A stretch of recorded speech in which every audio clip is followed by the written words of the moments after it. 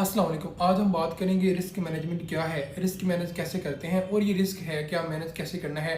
ये लफ्ज़ आपने, ये टाइटल आपने बहुत दफ़ा सुना होगा। आज की इस वीडियो में आपको बताऊंगा, इसके बारे में टोटल ये टॉपिक कवर करेंगे और ये वीडियो आपने शुरू से लेकर आखिर तक देखनी है। देखें, क्रिप्टो के अंदर चाहे आप स्पॉट ट्रेडिंग करते हैं, चाहे आप फ्यूचर ट्रेडिंग करते हैं, दोनों का मैं आपको अच्छे से गाइड करूंगा।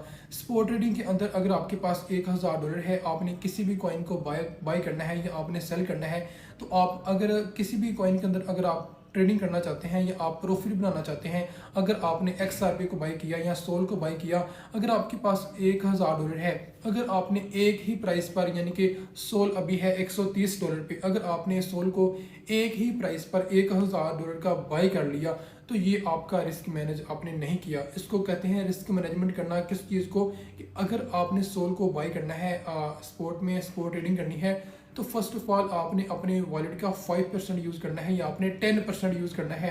एक ही दफ़ा अगर आप एक ही कॉइन को सारे कैपिटल से बाय कर लेंगे, तो ये आपके लिए बहुत हैवी रिस्क हो जाता है, क्योंकि इसमें आपको बहुत ज़्यादा लॉस हो सकता है, जो कि ये काम आपने नहीं करना।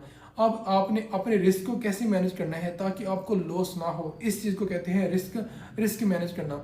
अब आपने क्या करना है, किसी भी कॉइन को अगर आपने स्पोर्ट में बाई करना है या किसी भी कॉइन को आपने लॉन्ग ओपन करना है, स्पोर्ट में तो आपका ये होता है ना कि आपने किसी भी कॉइन को बाय करना है, जस्ट पहले 5% से या 10% से, आपके कैपिटल का 5% या 10% आपने यूज़ करना है। एक ही दफ़ा अगर आप मार्केट प्राइस पर बाय कर लेंगे, तो अगर वो प्राइस वहाँ से ड्रॉप होना शुरू हो जाती है, तो पीछे आपके पास फंड नहीं होता, आपकी ट्रेड, आपकी अमाउंट एक ही जगह स्टक हो जाती है। हमेशा आपने पार्ट्स में बाइंग करनी है, ताकि आप बार बार डिसे करो, बार बार अपनी एंट्री को अच्छी करो, ताकि आपकी ये जो बाइंग है स्पोर्ट के अंदर एक अच्छे लेवल पर हो जाए और आपको प्रॉफिट भी अच्छा आए। ना कि ये कि सोल पहले ही टॉप पर खड़ा हो और वहाँ से आप बाई कर बैठो और सोल बाद में डंप कर जाए, ना आपके पास पीछे फंड हो, फिर आप कैसे मैनेज करोगे। हमेशा आपने रिस्क मैनेज करना है। अगर आप फ्यूचर करते हैं, तो जब भी आप लॉन्ग की ट्रेड ओपन करते हैं, तो आपने कभी भी 5% या 10% के मार्जिन से ट्रेड ओपन नहीं करनी। आपने हमेशा अपने पहले फंड को देखना है, उसी हिसाब से आपने ट्रेड ओपन करनी है। आपके पास जितना भी फंड है, लाइक $5000, $10,000, आपने हमेशा अपने वॉलेट का 0.5% या आपने 1% यूज़ करना है। आपने ये देखना है, अगर आपने BTC पर ट्रेड ओपन करनी है, आपकी लिक्विडेशन प्राइस होनी चाहिए 0 पर। या बड़ी बार आपने DCA कर लिया है, या बड़ी आपने 3 से 4 दफ़ा DCA कर लिया है, बार बार आपने यानी कि बाय किया, कभी 1% से, कभी 2% से, कभी 3% से, आपने बार बार लॉन्ग किया, अब आपकी लिक्विडेशन आ चुकी है 80,000 पर या 90,000 पर, तो ये आपके लिए बहुत रिस्की हो जाएगा। अब आपने कैसे अपने रिस्क को मैनेज करना है, आपने स्टार्टिंग से ही जब लॉन्ग की ट्रेड खोलनी है या शॉर्ट की ट्रेड खोलनी है, तो आपने 0.5% या 1% के मार्जिन से आपने ट्रेड ओपन करनी है। या वहाँ पर लिखा होता है अमाउंट कि आप कितना साइज खोलना चाहते हैं। अगर आपके पास $10,000 है, आप वहाँ पर साइज लिखें, $2,000, $1,000 साइज आप लिखें, आपकी लिक्विडेशन 0 आएगी। अगर आप $2,000 से फिर DCA करोगे या $3,000 से फिर DCA करोगे, ऊपर आप लेवरेज को एडजस्ट करके, तो फिर भी आपकी लिक्विडेशन प्राइस आएगी 0 पर। आपने कैंडल्स देखी होगी, कभी रेड आ रही है, कभी ग्रीन आ रही है, ये सारा ट्रेडिंग ऐसे ही वर्क करती है। तो कभी भी आप अगर फ्यूचर करते हैं, तो आपने 20% अपने वॉलेट का या 30% आपने कभी यूज़ नहीं करना। आपने जब भी यूज़ करना है, अपने लिक्विडेशन प्राइस को हमेशा 0 रखें, अगर आप हमेशा लाइफ टाइम सेफ प्ले करना चाहते हैं।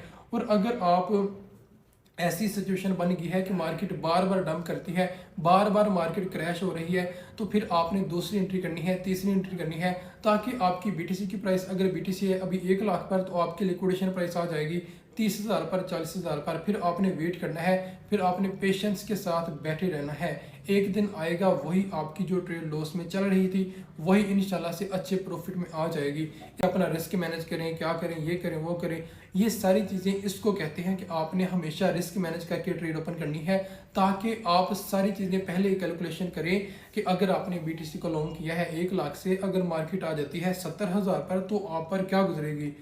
हमेशा ये सारी चीज़ें सोचकर आपने ट्रेड ओपन करनी है। ऐसा नहीं है कि BTC 1 लाख पर है और आपने 1 लाख से हाई मार्जिन से लॉन्ग ओपन कर दिया और आपकी लिक्विडेशन है 88,000 पर या 90,000 पर, मार्केट इजी आपकी लिक्विडेशन पर आ सकती है।